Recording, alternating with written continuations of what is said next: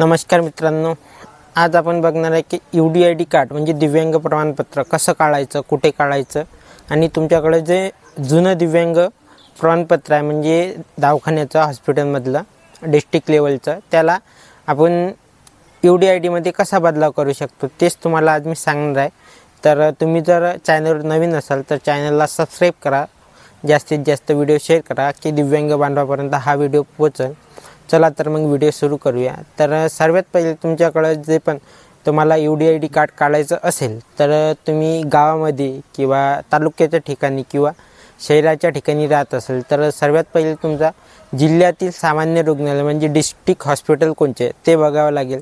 त्यानंतर बघितल्यानंतर तिथे जाऊन तुम्हाला एकतर ऑनलाईन फॉर्म भरावा लागेल। तो फॉर्म म्हणजे त्यामध्ये दिव्यांगांचं सर्व माहिती असते। तसे तुम्हाला तिथं मेन लागणार आहे तुमचं आधार कार्ड आणि मोबाईल नंबर आणि पासपोर्ट साईज फोटो, हे तीन तुम्हाला मेन लागणार आहे।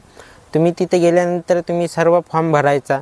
फॉर्म भरल्यानंतर तुमच्या जिल्ह्यातला जो पण वार तुम्हाला असेल, जसा आमच्या जिल्ह्यात अमरावती जिल्ह्यात बुधवार जिल्हा आहे, पर तुमच्या जिल्ह्यात कोणचा वार आहे हे तुम्हाला माहीत करून घ्यावे लागेल।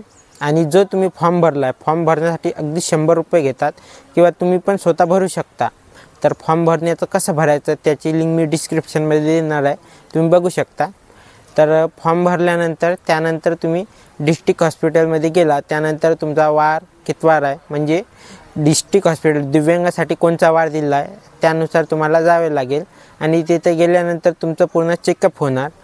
तुमचे जे पण डॉक्युमेंट तुम्ही दिलेले होते त्यामध्ये आणखी पण तुम्हाला डॉक्युमेंट जोडावे लागेल। जसे तुम्ही भरलेला ऑनलाईन फॉर्म लागणार आहे, त्यानंतर आधार कार्ड लागणार आहे, दवाखान्याची हॉस्पिटलची 10 रुपयाची पावती लागणार आहे। असं करून आपल्याला पूर्ण डॉक्युमेंट जमा करून तिथे द्यावं लागणार आहे। त्यानंतर डॉक्युमेंट जमा झाल्यानंतर आपल्याला एक तपासणी होणार आहे म्हणजे दिव्यांगांची।